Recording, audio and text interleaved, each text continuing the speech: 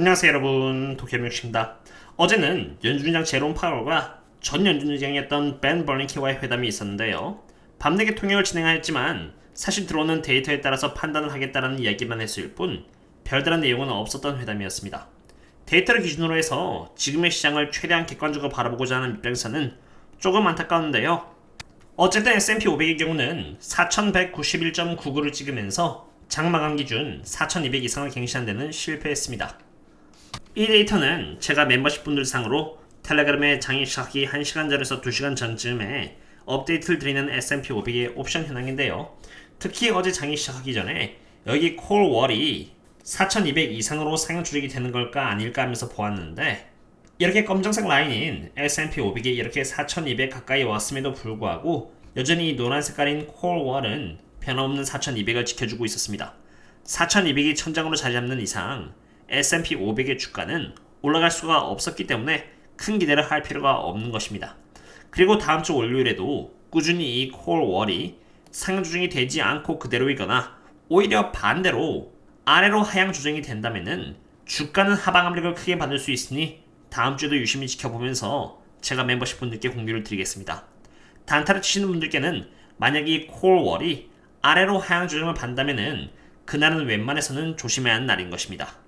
그리고 이 자료 또한 제가 멤버십 분들께 공유드린 자료인데요. 이것은 S&P 500이 아닌 SPY ETF의 콜월과 풋월의 현황으로 콜월은 여전히 420에서 자리를 꾸준히 유지해주고 있는 상태입니다.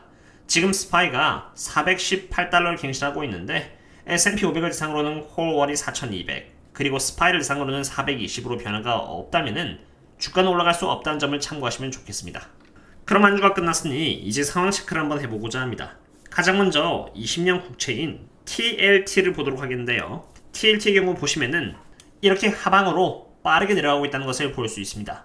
TLT가 하락할 가능성을 제기한 것은 제가 텔레그램에서도 꾸준히 언급을 해왔는데 TLT는 우선 위로 올라가기 위해서 이렇게 여러 차례 시도를 하였고요.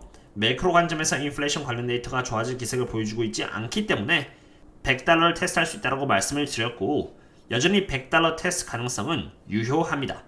대부분의 채권을 하시지는 않고 주식을 하시니까 주식 관점에서 바라봐야겠는데요. 주황색이 바로 나스닥을 대표하는 ETF인 QQQ인데 여기 잘 보시면은 TLT가 하락하면은 QQQ도 하락을 하고요. TLT가 상승하면은 QQQ도 상승을 하고 하락하면 하락하고 상승하면 상승하고 하락하면 하락하고 상승하면 상승하고 하락하면 하락하고 상승하면 상승하는 등 꽤나 깊은 연관성을 보여줍니다. 조금 더 가보면은 하락하면 하락하고 상승하면 상승하고 하락하면 하락하고 상승하면 상승하고 이 패턴을 꾸준히 반복을 해주고 있다는 것을 보일 수 있죠. 그런데 최근 들어서는 이렇게 TLT가 인플레이션 지표가 안 좋게 나옴에 따라서 이렇게 가파르게 하락을 하고 있는 상태고 반면에 QQQ는 저도 이유는 잘 모르겠습니다만 QQQ는 반대로 이렇게 상승하는 모습을 보여주고 있습니다. 이 대목에서는 결국 둘 중에 하나인 것입니다. QQQ가 하락함에 따라서 TLT와 방향을 함께하거나 반대로 빠른 시일 안에 TLT가 상승을 하면서 QQQ의 상승을 정당화시키는 것입니다. 그리고 자꾸 예측을 하지 말라고 중간중간 말씀하시는데 이 차트를 조금만이라도 이해하신다면 제가 말하는 것은 예측의 범위에도 들지도 않습니다. 오랜 기간에 걸쳐서 TLT와 QQQ가 높은 상계를 보여줘 왔고요. 사실 이론적으로도 일치를 하는 것이 맞습니다. 이론적인 부분은 유튜브에서 생략하겠고요. QQQ가 상승하는 마당에서 TLT가 이렇게 하락을 하고 있는데 QQQ가 상승을 하고 있다고 해서 이제 상승장이 왔습니다라고 분석을 할 수가 없는 것입니다. 물론 QE가 되면은 반대 방향을 잡을 수도 있는데 지금은 QE가 되고 있지도 않기 때문에 이렇게 벌어진 현상이 얼마나 이어질지도 잘 모르겠습니다. 그럼 이제 인플레이션과 깊은 관련이 있는 TIP ETF를 보도록 하겠는데요.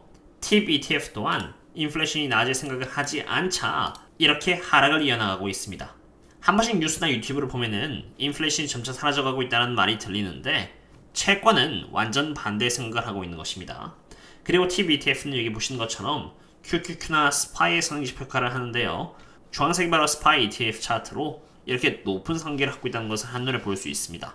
그런데 TIP ETF는 이렇게 아래로 향하고 있는데 SPY는 상승을 했었습니다.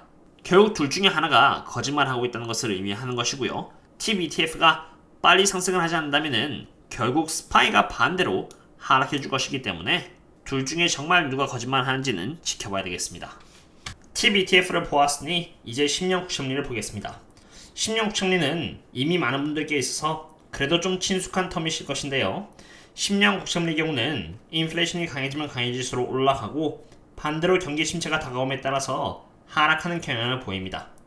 10년 국채금리는 어제 0.77%가 올라서 이제 3.6%를 하고 있고 이미 이렇게 보시는 것처럼 저항선을 뚫어주었기 때문에 여기 4%까지 올라갈 수 있겠습니다. 그리고 10년 국채금리와 S&P 500과의 관계는 보시다시피 이렇게 서로 반대 방향입니다. 올라가면 하락하고 하락하면 올라가는 그런 모습을 보여주고 있는데 지금 10년 국채금리는 이렇게 올라가는 모습을 하고 있습니다. 그러나 S&P 500의 경우는 그만큼 하락하기보다는 오히려 상승함으로써 함께 이동하는 듯한 모습을 보여주고 있는 것입니다. 둘 중에 하나는 거짓말을 하고 있는 것이죠. 그럼 이제 달러를 보겠습니다. 달러 또한 마찬가지로 이렇게 최근에 상승을 해주면서 연준이 금리 인하를 하기보다는 연준은 높은 확률로 금리 동결이나 금리 인상을 할 것이라는 것을 이렇게 달러 움직임을 통해서 볼 수 있었습니다. 왜냐하면 금리가 올라갔을 때 달러는 강해지고 금리가 떨어지면 달러는 약해지기 때문입니다. 그럼 이 대목에서 달러와 S&P 500과의 관계를 볼 텐데요. 보시면은 달러가 상승하면은 S&P 500은 하락하고요. 달러가 하락하면은 S&P 500은 상승을 하며 달러가 또 하락하면은 S&P 500은 상승하는 등 서로 반대의 모습을 보여주고 있습니다. 그러나 최근 달러는 이렇게 상승하는 모습을 보여주고 있는데 정말 아이러니하게도 S&P 500의 주가는 함께 올라가는 듯한 모습을 보여주었습니다. 결국 이 또한 마찬가지로 둘 중에 하나는 거짓말을 하고 있다는 것을 의미합니다. 지금까지 TLT나 TBTF, 10년 국채금리, 달러 등의 모습을 통해서 상황 체크를 하였는데요. 주황색은 5월 10일 기준의 데이터이고요. 초록색은 5월 17일 기준의 데이터로 채권 쪽은 점차적으로 연준이 금리를 인상 또는 동결하는 쪽으로 포지션을 해나가고 있다는 것을 볼 수 있습니다. 물론 전체적인 그림에 있어서 보시면은 여전히 시장은 이렇게 보시는 것처럼 2023년 안에는 피벗을 하여서 금리 인하를 할 것이라고 보고 있지만 어쨌든 흐름은 금리 동결이나 금리 인상 쪽으로 천천히 움직여 나가고 있는 것입니다. 금리 전망 등에 대한 최신 데이터들은 멤버십 분들 상으로 하고 있는 텔레그램에서 업데이트를 드릴 예정이 되겠습니다. 그리고 참고로 저 또한 좋은 쪽으로 분석을 드리고 싶습니다. 좋은 쪽으로 분석을 하는 것이 영상 내용을 떠나서 훨씬 욕을 덜 먹기 때문입니다. 그러나 아까 제가 보여드린 것처럼 TLT나 TBTF, 10년 국채금리 그리고 달러 등의 움직임에 따라서 보여주고 있는 S&P 500의 움직임은 결코 자연스럽지가 않습니다.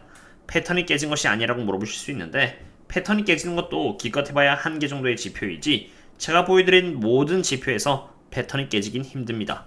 패턴이 깨진다기보다는 TBTF는 선행지표인지라 어차피 딜레이가 일어나는 것이고 특히나 주식의 경우는 많은 이해관계가 엮여있고 사람들의 욕망이 그대로 드러나는 것인 만큼 정보의 비대칭성이 아주 활발하게 일어나는 것입니다. 당연히 단기적으로 레깅이 있을 수밖에 없다고 봅니다. 그럼 이제 다음 주에 있을 데이터를 보도록 하겠는데요. 눈여겨봐야 할 지표는 바로 PCE가 되겠습니다. 먼저 Core PCE Quarter over Quarter를 보시면은 4.9%로 지난달 4.9% 수치와 전혀 바뀐 게 없다는 것을 볼 수 있고요. PCE Deflator Year over Year는 4.3%로 지난달 수치인 4.2%보다 오히려 높게 나왔다는 것을 볼 수 있죠. 그리고 PCE Core Deflator Year over Year의 경우는 4.6%로 지난달 대비해서 변함이 없습니다. 그 말인즉슨 인플레이션이 점점 사라지고 있는 것이 아니라 인플레이션이 생각보다 강하게 버텨주고 있다는 것을 의미하는 것입니다. 지금 주식시장이 기대하고 있는 금리 인하와는 반대 상황이 일어나고 있는 것입니다. 그리고 방금 자료 이외에도 Bank of America로부터의 자료 또한 인플레이션이 여전히 강하다는 것을 보여주고 있습니다. 이러한 종류의 애널리스트 리포트들은 제가 멤버십 분들께 즉각 텔레그램을 통해서 해석과 함께 공유를 드리고 있는데요. 보시면은 뉴욕시티 롱 아일랜드에서의 렌트 가격은 이렇게 6.1%로 굉장히 강하게 반등했다는 것을 볼 수 있습니다. 그리고 오른쪽 그림을 보시면은 인플레이션 상태가 생각보다 얼마나 안 좋은지를 볼 수 있는데요. 헤드라인 CPI를 기준으로 해서 예를 들어서 0.3%씩 month over month 기준으로 오른다고 했을 때 CPI는 결국은 4.7%가 될 전망이고요. 헤드라인 CPI가 0.4%씩 month over month 기준으로 오른다면은 CPI는 이렇게 5.5%까지도 올라갈 것이라는 것을 의미하는 부분입니다. 이런 것처럼 제가 바라보고 있는 백 데이터에는 올라갈 만한 근거를 아직까지 찾을 수가 없었습니다. 유동성 관련 데이터도 꾸준히 멤버십 분들께 업데이트를 해드리고 있는데 우선 제가 육아 중이라서 영상으로 추가로 남기긴 힘들 것 같고요. S&P 500이 4200을 뚫고 올라갈 것이라는 근거가 있다면 당연히 투자하시면 됩니다. 우선 저의 경우는 그럴 만한 근거를 딱히 찾지 못했기 때문에 현금을 계속 모아나가고 있는 상태이고요. 보유하고 있는 종목들은 올라도 여전히 저평가인지라 계속 보유를 하면서 시장을 지켜보려고 합니다. 다들 수고하셨고요. 그럼 다음에 또 다른 분석 관계 찾도록 하겠습니다. 그럼 다음에 또 만나요. See you later.